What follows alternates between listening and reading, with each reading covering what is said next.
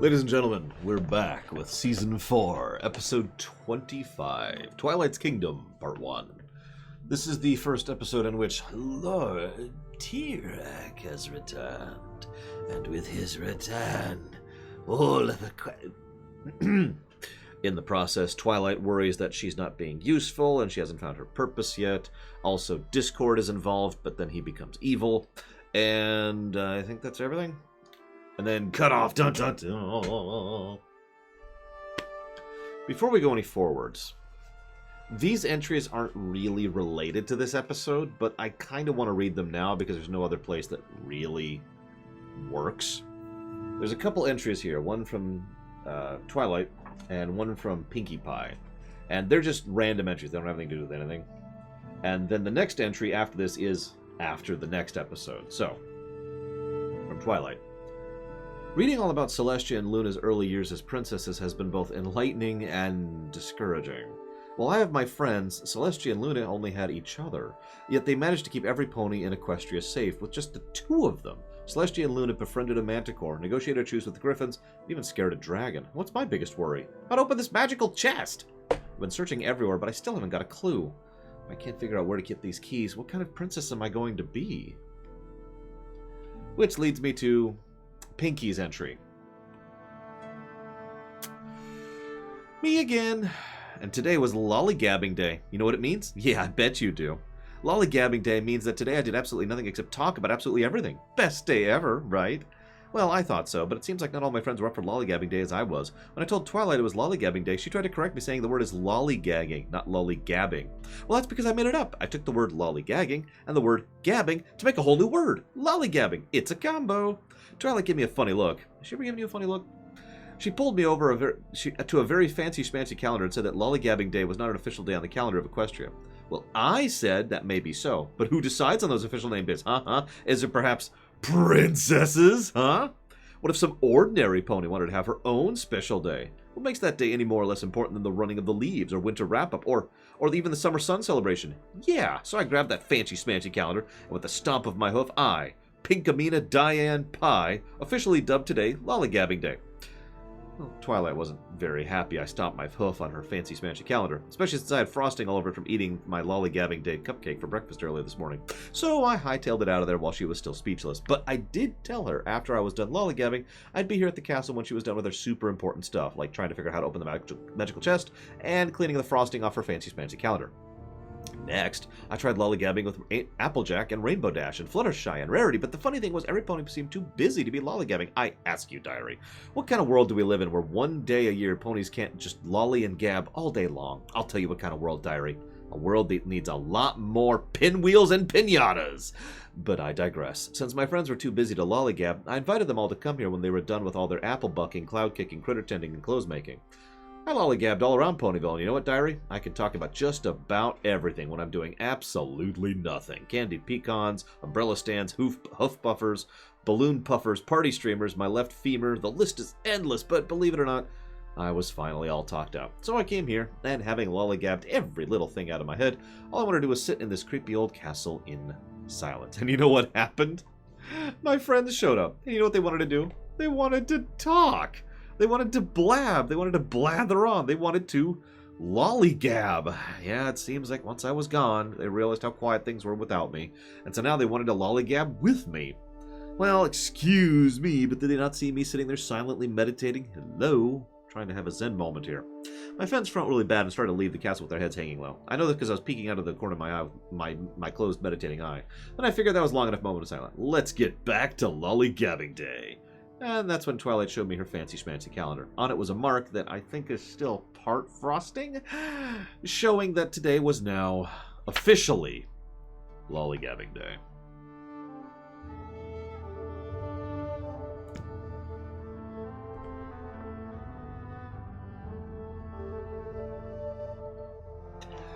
So, let's talk about the episode, which has nothing to do with any of that.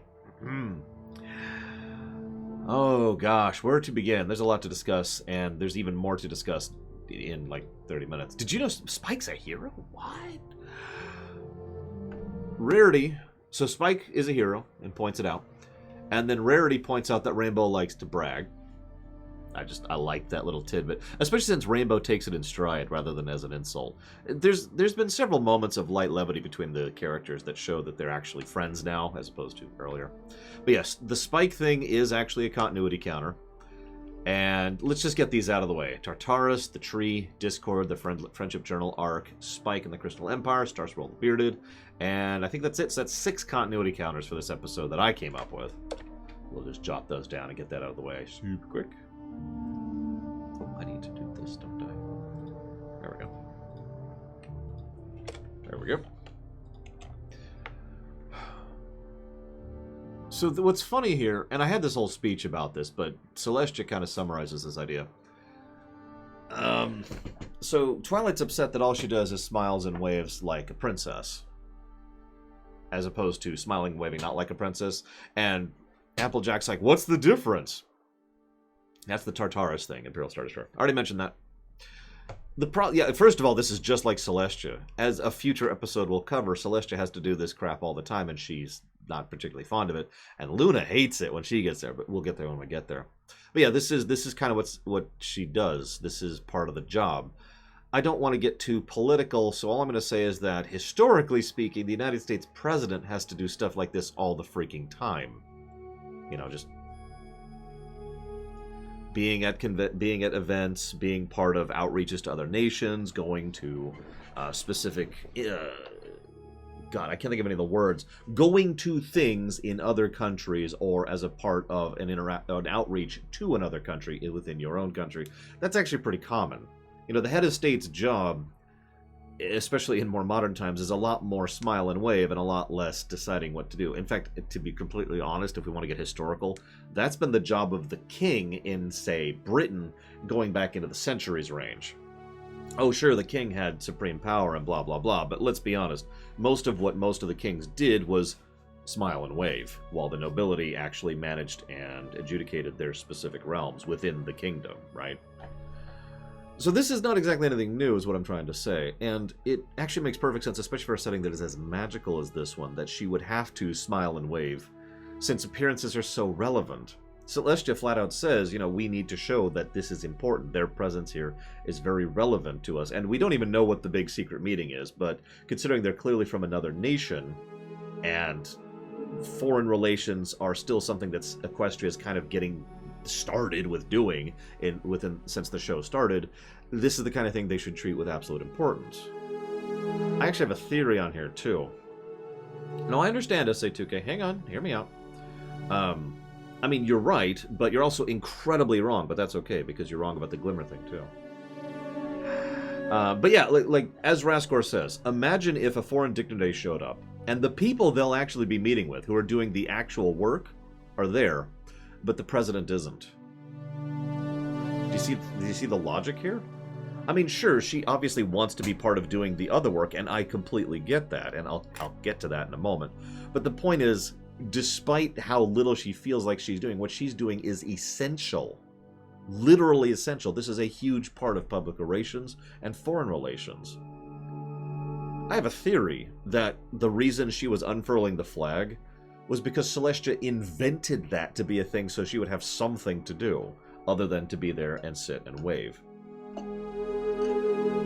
And if you don't understand what I mean by that, when the other group, probably SA2K, when the group leaves, Twilight's in the hallway, bows, and they say, you know, thank you for accepting our wishes, and she says no problem, and then she smiles and waves.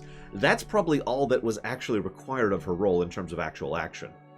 And Celestia was like, why don't we have her unfurl the flag so she has something to do rather than just bowing and waving? Because that sounds like the kind of thing Celestia would do right there. And again, while I 100% understand Twilight's frustration here, it is interesting to note that her job is still essential, like we just discussed. This then leads to something interesting. They do the song. There's only one song. Actually, yeah, I could see Caden suggesting that too. One of them would suggest it, is what I'm trying to say. I'm just guessing. Someone suggested that. Because you'll notice Cadence also suggests that Twilight deal with Tyrek. You caught that, right? Anywho. So they do the song, which, there it is. You'll play your part. That's the name of the song. I looked it up. Not a bad song. Decent song, decent song. You notice it's very, very similar in concept to cutie marks. Over time, you will develop into who you should be. You know, there will be a time at which you'll be able to play your part. Don't rush it.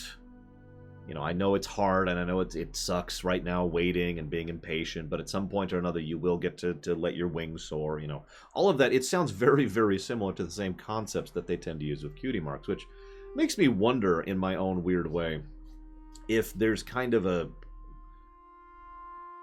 I don't know how to phrase this, like a second cutie mark that someone can get, except not literally, like there's not an actual new thing that pops up on their flank, but like there's another stage in their development where they slot in where they want to be, and maybe that only happens for certain types of ponies, like say alicorns.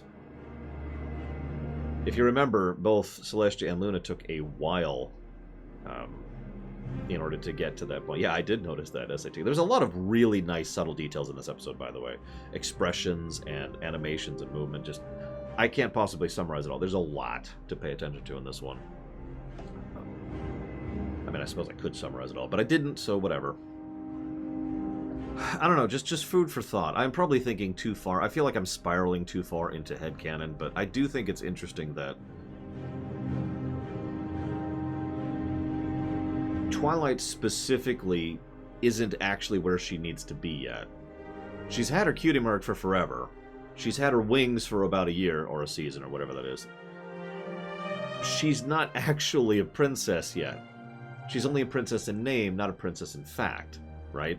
That's kind of the main thrust. I'd say the B plot, because the T-Rex stuff is obviously the A plot, but that's still the B plot of both of these episodes, and something she's been struggling with for you know, off and on since the season began.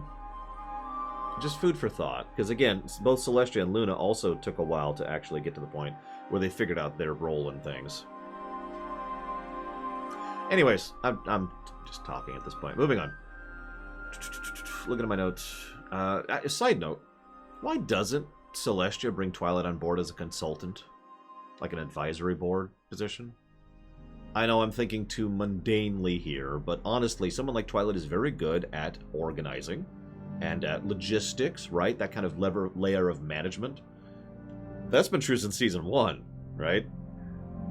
Why not have her make the occasional trip to...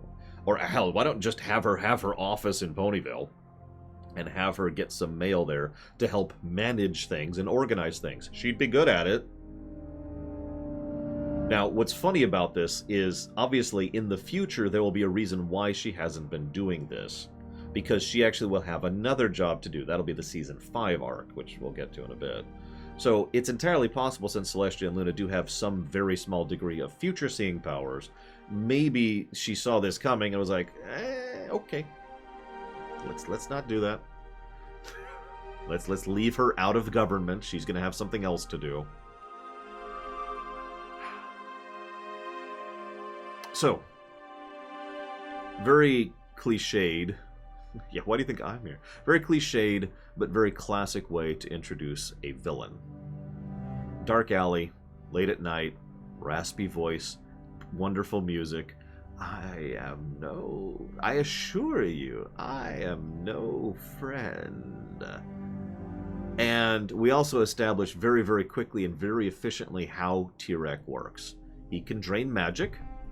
We see that the magic drain affects their eyes, removes their cutie mark, and then he gets larger and physically stronger every bit of magic he drains. Within the first, 20 seconds, T-Rex is extremely well established. This is brilliant exposition. Forgive me for gushing. This is extremely efficient and well done exposition for a new villain. Within seconds, we understand what we're dealing with and how much of a threat he is. Brilliant stuff. Also, Godfather reference. Have to point it out. I don't know if it's deliberate or not, but you can't tell me that wasn't a Godfather reference. The oranges, you know? Anyways. So, this then cuts to Celestia, who has had the vision about this. Celestia's like, oh my god. Celestia sleeps with her armor on, apparently, which is just... It's gotta be really uncomfortable. We do the backdrop thing, you know, with the book. We go into the book and do the exposition thing. Scorpon looks so different from T-Rex. It's actually funny. Like they're inverse, right? He's humanoid top, centaur bottom, and he's centaur top, humanoid bottom. But anyways, of course they are flipped because of how they work. And you'll notice Scorpan interacts with a certain pony who is... I like that they don't call out who it is. They just show Starswirl the Bearded there. And they just mention that he connected with him. And that's probably part of how they defeated T-Rick the last time, is with Starswirl's help. Nice stuff. Nice stuff there. And actually, you know what? I'm going to count that as another continuity counter, because that's good continuity, is what that is. If you'll give me a moment, we're going to push the counter up. There we go. Yeah, Starswirl really does seem to have a thing for banishing. It's just his shtick. In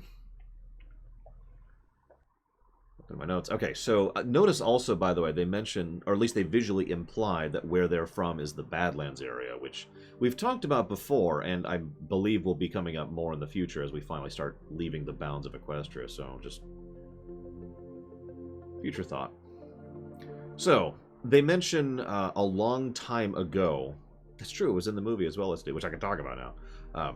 They mentioned a long time ago, very vague on the timeline, but it's interesting that they mentioned it was a long time ago, despite the fact that it may or may not have been 3.5 years ago. I just wanted to point that out. But either way, it has at least been a while, so I like that they point that out. And this leads us to Discord.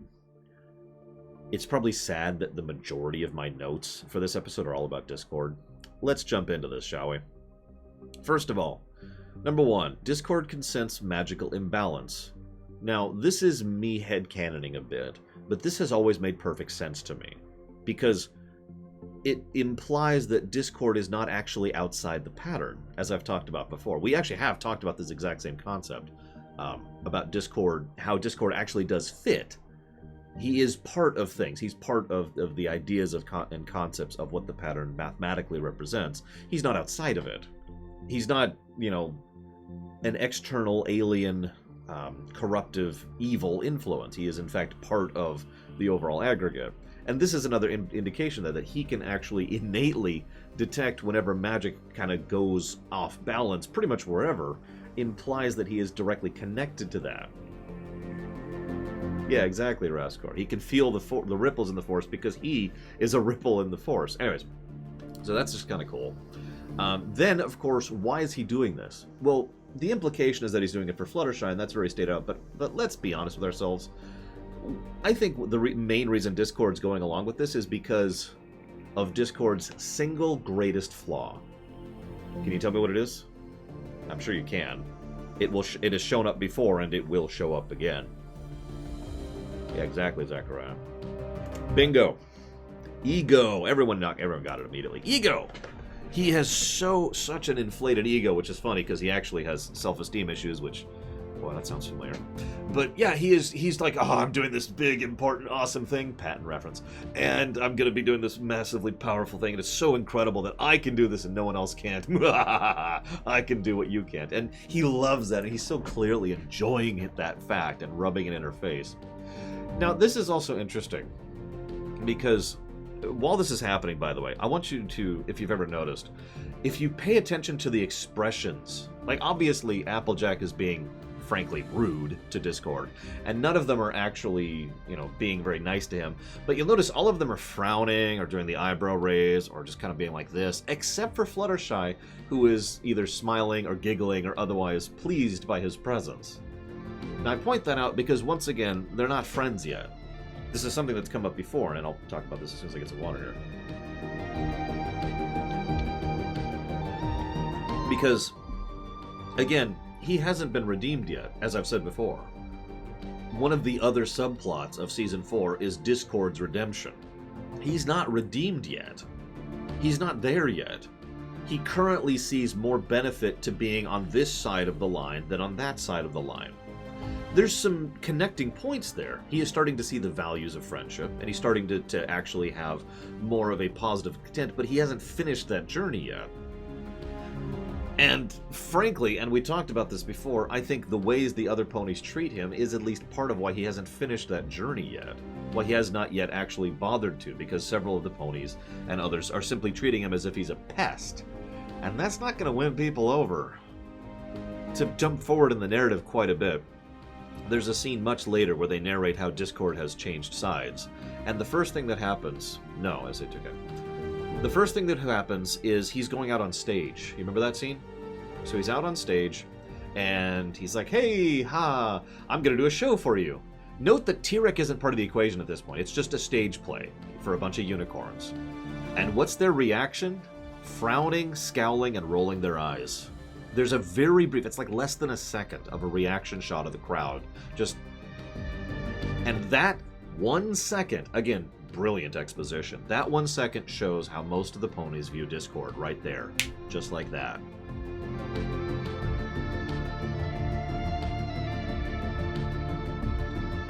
Yeah. Anywho, jumping back in the narrative to the point at which we're at. So, of course, he's still being a prankster, because it still amuses him. But, again, you'll notice he is doing this in a way that does encourage and help. He does point out that the tree needs to be the lock on the tree needs to be solved. He does give them the friendship journal. He has bookmarked the entries in the friendship journal. And what I love about this is this makes perfect sense from both perspectives. Yeah, he brings up the journal frequently.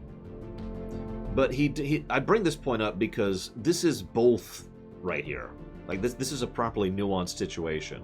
He's doing this to help because it amuses him and because he can do this. So we've got attempts at friendship, ego, and amusement. He's doing... there's a complex relationship is what I'm trying to say. And yeah, I imagine he already figured it out, especially since he pretty much flat out gives her the keys to do so. And yeah, he would find it so funny that he... Ha ha, Twilight, the big smarty pants. I figured this out before you did. Hee hee. But here, I'll give you a hint. And he was probably intending to go ahead and lay a trail like he did last time for her. It's just then he decided to turncoat, which we'll talk about in just a second. And yeah, he didn't know Twilight's key. Nobody knew Twilight's key. That's not a thing yet. We'll get there in about half an hour. So he's not actually redeemed. And Weods points that out, and that is a valid point. Both sides are to blame here is kind of my point. And the reason I gush about this so much is because it's properly nuanced. So often in fiction, it's, I want to reach out, no screw you, or I want to reach out, no screw you. What we have here is more like this, between Discord and everyone else. There's kind of a reach out. You'll notice Twilight and Fluttershy are the two people who are actually bothering to try and connect with him. But everyone else isn't, so he's trying to help a little bit, but at the same time, he's not really being that reformed. And you can see just there's this thing going on here, right?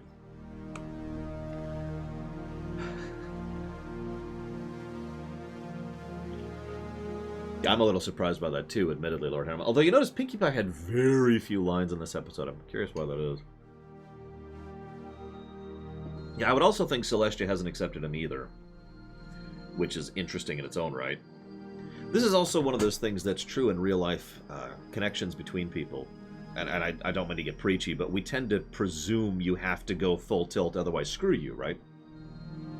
No, really. How many times have you listened to someone... Let's keep this in the realm of fiction.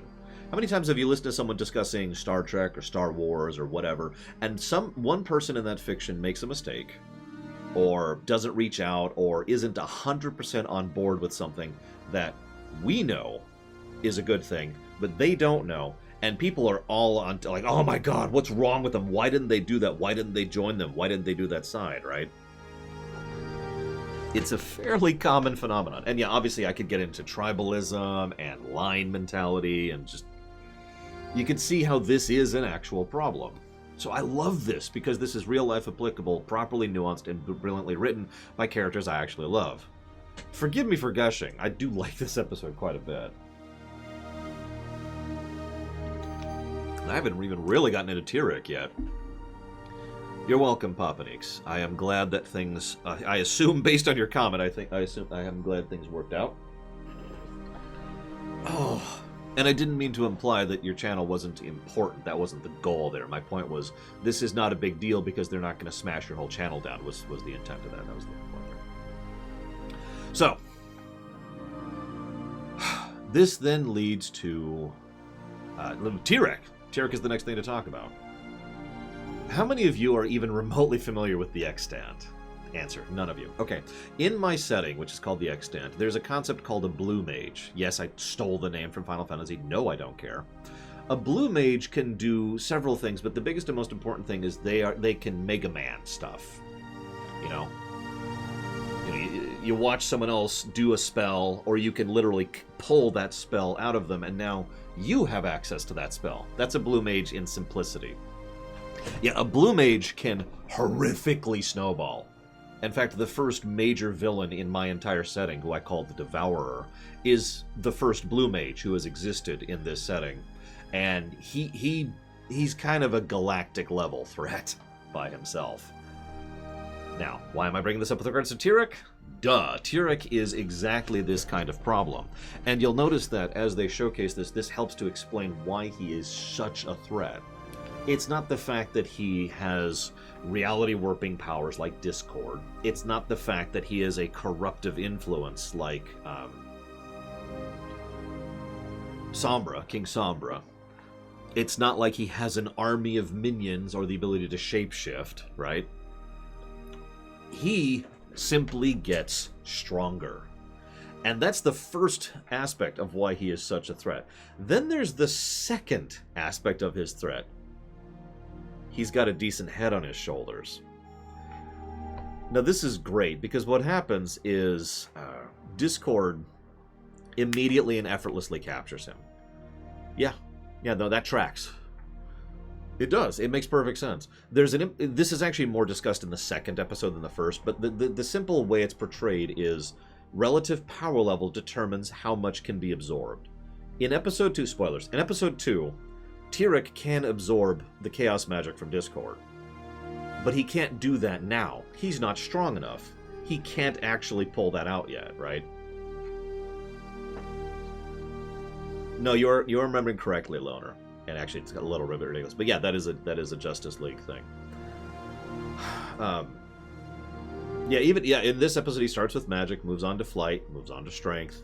And then, as we will see, he will next move on to alicorns, which will be his next step. But I'm pointing all this out because he needs to build up. He can't just immediately learn Ultima, right? So Discord can effortlessly defeat him. Cool. Tyrek knows Discord has outmatched him, and Discord knows Discord outmatches him. This is when the second reason that Tyrek is such a threat comes in. Tyrek is capable of talking his way through a situation, and what's funny is Discord completely lets him. Let me explain what I mean by that. Discord knows he's got Tyrek. He's won. Effortlessly won. Instantly found him, instantly defeated him. Job done. I'm awesome. The problem here is that Discord is so dismissive is the word I want to use. He dismisses Tyrek as a threat because he's not a threat. It's so funny because it's so true. Tyrek is so nothing to him that he treats him like he's nothing, which is what gives Tyrek that foot in the door. And now Tyrek can actually start talking through and manipulating him. And, well, again, we see here that Discord has not exactly, as I've already said many times, Discord is not fully redeemed. He's not.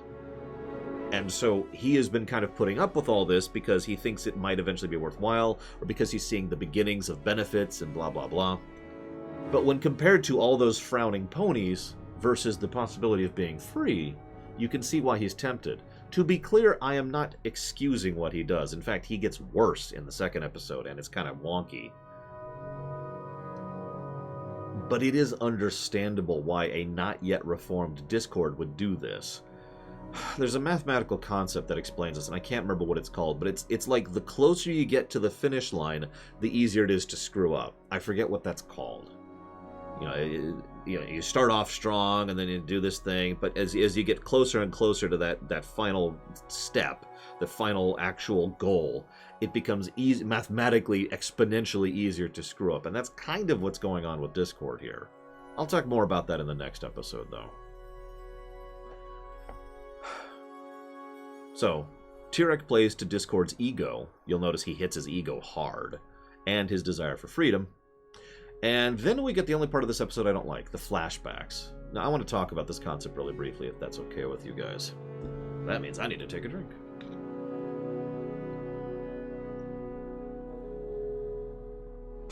The flashbacks feel like padding, but I don't think they are. I suppose I have to explain that. The problem is, and I've actually talked about this before. In fact, I've talked about this in Babylon 5. Because Babylon 5 does this exact same thing. No, really, it does. Babylon 5 does this exact same format of flashback. The only difference is in Babylon 5, it's in black and white. You remember those scenes? For anybody who's seen Babylon 5? The reason they do that is because it is considered normal to expect that the audience does not actually remember events that have happened months or even years ago. So they automatically presume that you do not remember, and therefore they remind you. This is the method by which they do so.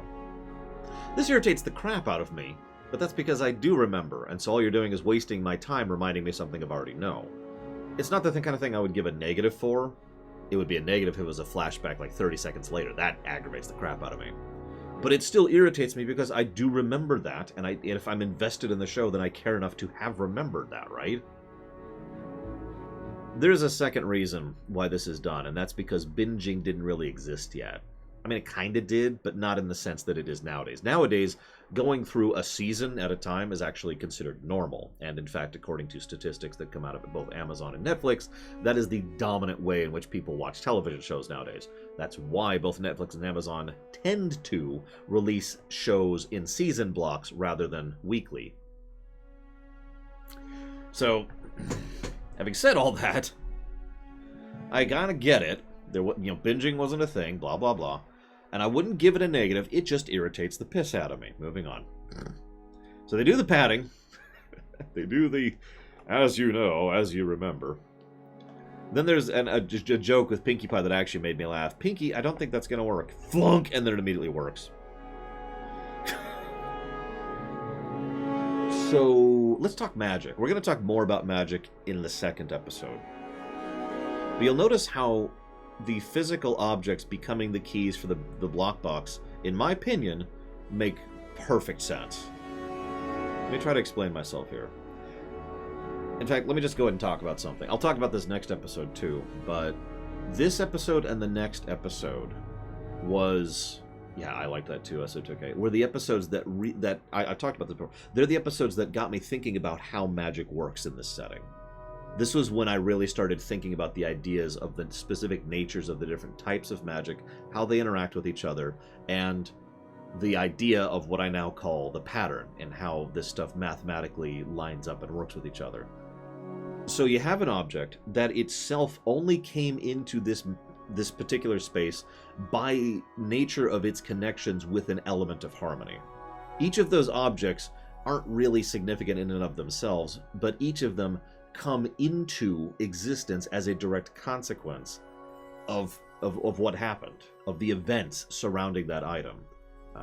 A aura or an atmosphere or whatever you want to call that kind of, or even a wind that kind of blows these particular items into this exact part of this mathematical pattern.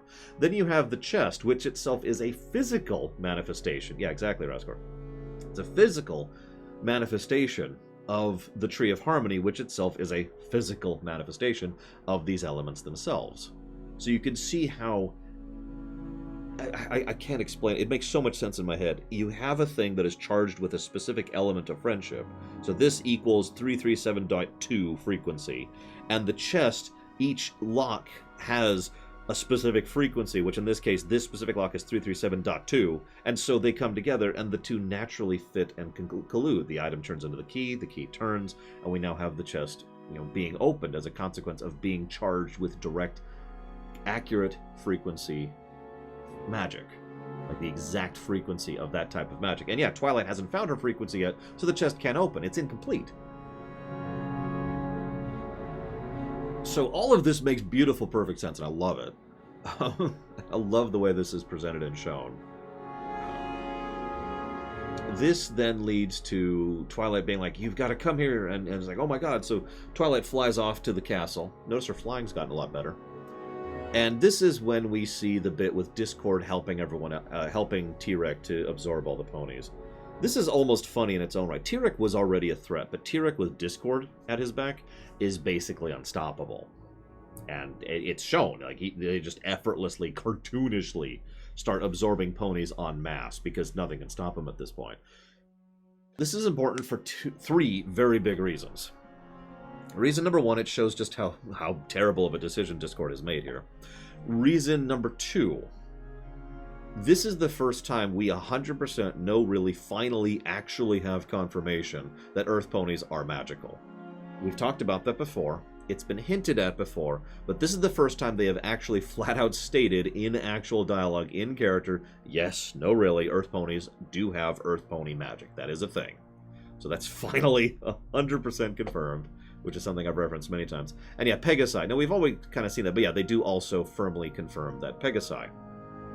They also mention that the loss of the Pegasi and the Earth ponies itself is very damaging because both combined mean a loss of environmental control. Now, this is something I've talked about a lot, and it's actually something I love about this setting. They have... Yeah, they're also the hardest to draw from. That's why they had to work up towards that, and that's why he needed Discord's help. And yeah, this is a very clear example that these are magical creatures, like you've been saying for a long time, Weouts. But yeah, that environmental control is something I've talked about since Season 1. This is a controlled biome. They have... It's using magic... But this is the type, if you were to think of this in a technological perspective, they have weather control devices, they have land control devices, they control how the animals, they're literally in control of the animals hibernating and making sure to get rid of the snow manually and making sure to make it snow manually. All of that is manually controlled. They literally control the day and night cycle manually.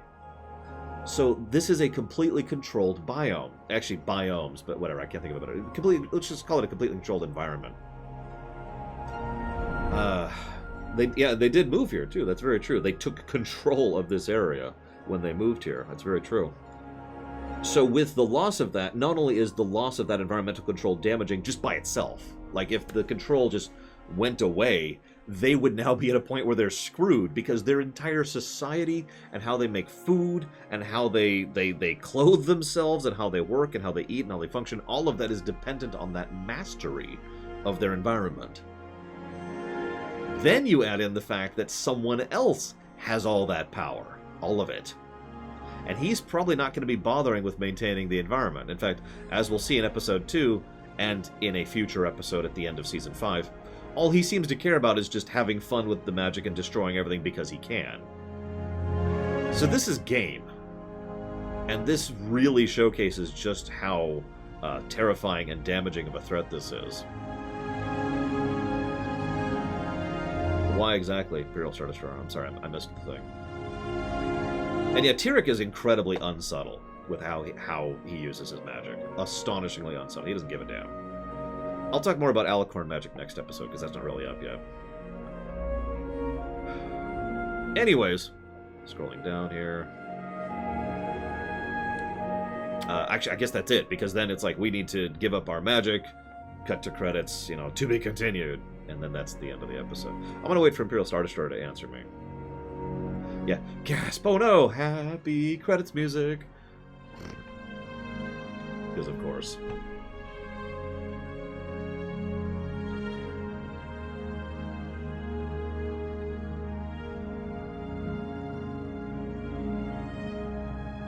And now we're all waiting. I suppose I could just chop off the local recording. Let's go ahead and do that.